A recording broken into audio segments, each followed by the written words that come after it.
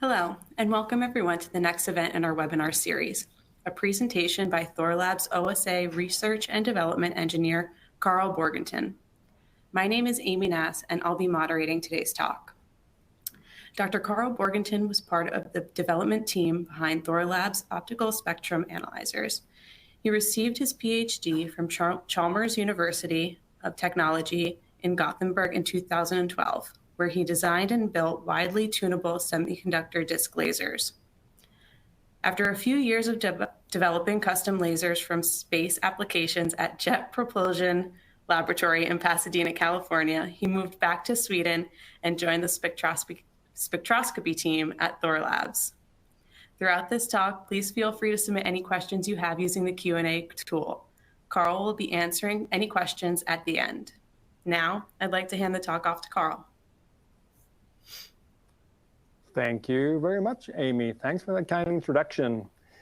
So I'm Carl, and I'll, I'll guide you through this webinar talking about pulsed sources in spectroscopy and how to maximize the signal.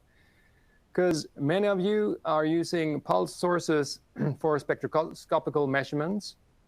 And when dealing with Fourier transform-based spectrometers, sometimes you get problems with signal quality. And I'm here to explain why and how to maximize your signal quality. Well, starting off with the basic principles, many of you already know this, but the Michelson interferometer is a very popular spectroscopical design. The Thorlabs OSA 20X series, for instance, uses that. And you can see the diagram here. We have unknown input light that is split up into two branches by a beam splitter. And both of these branches are then guided to a retroreflector. And then, of course, then back to the beam splitter where the two branches recombine. And the light interferes at recombination, and the interference is different for different wavelengths depending on the optical path length each wavelength has. In principle, it's optical phase. And the Michelson idea is then to vary this optical path length by moving one or both of the retroreflectors. So the interference will change at the beam splitter, and then the detector assembly will detect the optical intensity, the interference, as a function of the movement of the retroreflector. So when you do this, you will get what is called an interferogram. And if you use Thor Spectra, the spectroscopical software we have at Thorlabs, you get an interferogram view, and we have on the x-axis this optical path difference, and then on the y-axis you have the detector count. So I'll show you here a interferogram of a single mode continuous source. Its envelope is constant throughout, and if we zoom in a bit, we can see that it's composed of just a sinusoidal curve showing the constructive and deconstructive interference. But if we have the same light source and we pulse it at about n1 kilohertz pulse repetition rate, and then we can zoom in again, we see that it's basically the same interferogram, but we only see light every now and then. So that's a pulse source. But we can also notice that we get less light, but we also see some sharp edges in the interferogram at the pulse ends. And these produce artifacts in the Fourier transform that we use to calculate the spectrum. So I should mention here that the pulse length is not important. We can do femtosecond pulses with no problems. So the only quantity that we need to worry about here is the pulse repetition rate, how often the pulses arrive. So let's calculate the spectra for these two interferograms. The spectrum view is just, in Thor Spectra, is just the optical frequency or the wavelength on the x-axis, and on the y-axis we have the optical intensity. And This spectrum that I show you now is the spectrum that we had, the spectrum of the interferogram I showed you previously. It's a single mode peak, it's a laser. We only see one spectral peak. So we can open up the analysis tool peak track, and we can move the markers to the peak just to get a sense of the height of the peak above the noise level. And then we can open up the spectrum calculated by the pulsed interferogram. And we immediately see that the noise level has increased. And we also see two spectral ghosts, one on each side of the true optical peak. And these ghosts are due to the masking artifacts from the interferogram. These spectral ghosts, they can be removed or at least minimized because they move away from the true optical peak as the pulse repetition rate increases. And wouldn't it be great if we can just take a look at how that looks like in real life? And this gives a great opportunity to show the new Python SDK that we have for the Thor Spectra software.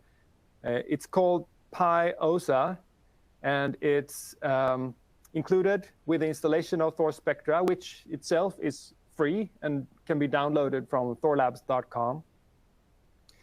And if you go to Thorlabs' official GitHub repo, you find some examples. You find examples from many different instruments from Thorlabs, but especially in this case, you find examples for the Python SDK for the spectroscopy software. We have 5 examples ranging from very simple to that just connects and acquire a single spectrum to some more complicated examples using various analysis tools.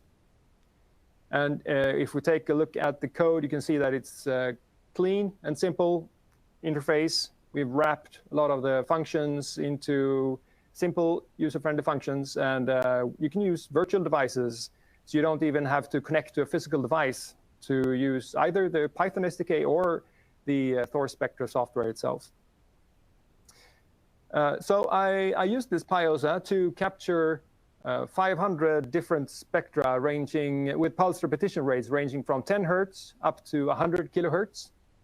And a snapshot of them are in this animated GIF.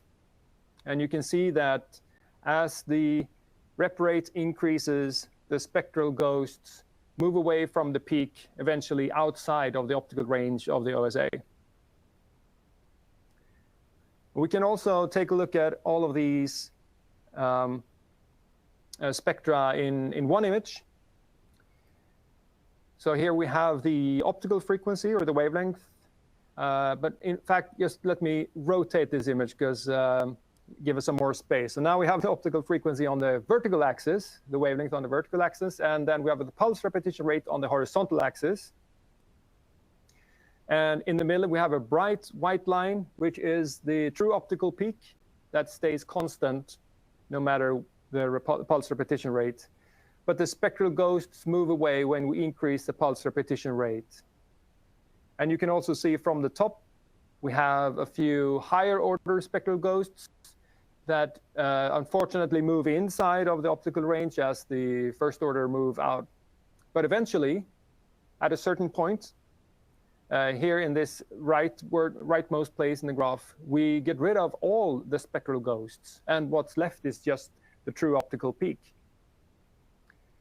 So around 30 kilohertz for the OSA 20X.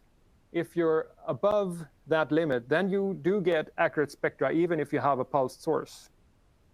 So above about 30 kilohertz for the OSA 20X. But if you have a redstone OSA 30X, then that limit is reduced to about 6 kilohertz. And if you, for some reason, have to use your light source with pulse repetition rates below these limits, then your best bet would be to use as high of a sensitivity setting as you can muster. If you're interested in further reading, we actually wrote an application note that you can access from the Thor Spectra software's help menu that will give you a PDF with some more details about this. Yeah, you can see the image again. I also want to touch just briefly if you have a pulsed broadband source, because broadband sources, the interferogram contains most information in the center burst. That is where the region is, the optical path difference is close to 0. This is an SLD, a superluminescent diode. And you can see a very nice shape, but it's mostly concentrated to the center burst area. And if I show you the interferogram of the same source, but pulsed, you can see that you only have a few pulses. And sometimes if your pulse repetition rate is too low, then you might wind up with no pulses at all in the center burst area. And then your spectrum will unfortunately be of very poor quality. So please check your interferogram, especially for pulsed broadband sources, but it's good practice to always keep an eye on your interferogram. Some of you might be a bit surprised that Thorlabs carry spectrometers, but I'm here to tell you that we do carry quite a few. I've already mentioned the OSA 20X and the big sister Redstone OSA 30X, but we also have grating-based compact CCS spectrometers. We have scanning Fabry-Perot interferometers, great for line width measurements of really narrow sources. We have super fast holographic grating spectrometers. We have Raman systems. We have exotic multivariate optical elements in which you can customize absorption regions which fit your species of interest perfectly. As I have the Redstone here beside me, I can go into that in a bit more detail, and I would especially like to highlight the wide wavelength ranges of the OSA 30X. We have two models. We have the OSA 305 that covers 1,000 to 5,600 nanometers, and the OSA 302, which covers from 250 nanometers in the ultraviolet up to 2,500 in the near infrared. And that's about an octave more than the OSA 305 in energy scale. We do this by including a dual detector setup, which then grants us this wide wavelength coverage. We also optimize electronics, which means that we have a very low noise floor. The 302 and the 305 is down here at -90, -100 dBm. So the noise floor here is the lowest, the most sensitive signal that the instrument can detect. And the resolution is at 1.9 gigahertz, which is 4 times better than the OSA 20X high resolution. But a spectrometer can only get you so far. In order to do a measurement, you need other components. And I'm going to show you a measurement right here with some of these components that I have in front of me. I have not this Harriot cell, but I have this compact multipass gas cell.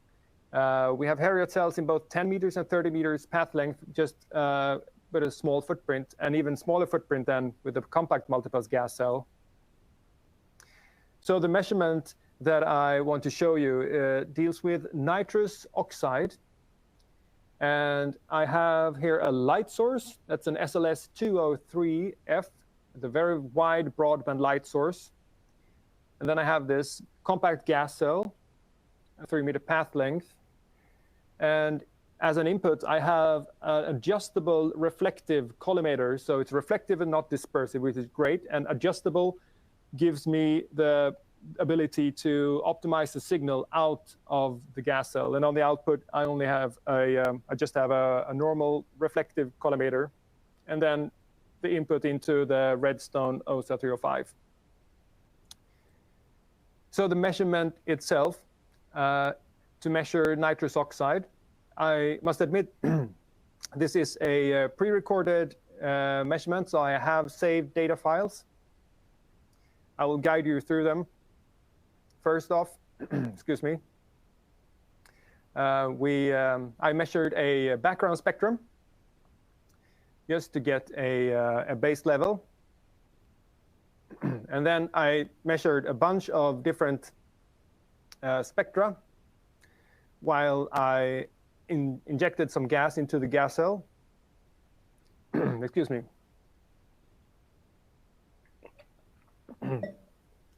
And this also gives me the chance to show off the replay function that we have in the Thor Spectra software. I just loaded one of the spectra now, and then I can insert the formula for calculating absorbance, and that goes in a separate trays. And since that is a different unit and a different quantity, I just move it over to the secondary y-axis. And let's zoom in on the region of interest here. Right, and to see if we get some good results, we can compare to theoretical results, which we do by opening this reference database.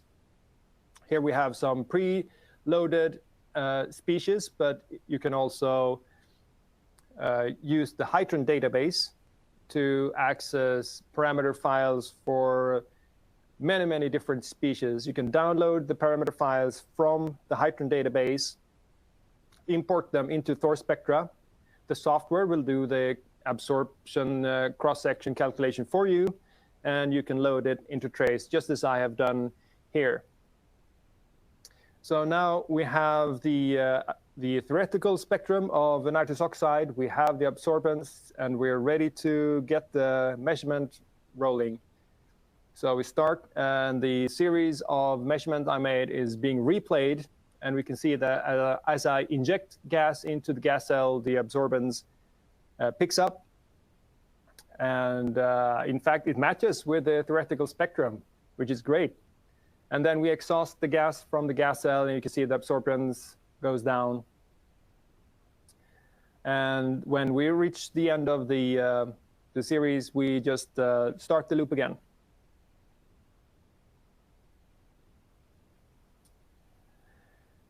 And that was the end of the webinar, and I'm here to answer any questions that you might have. Thank you, Carl, for that informative presentation. We already do have a few questions, and again, I'd like to invite you to submit your questions at this time.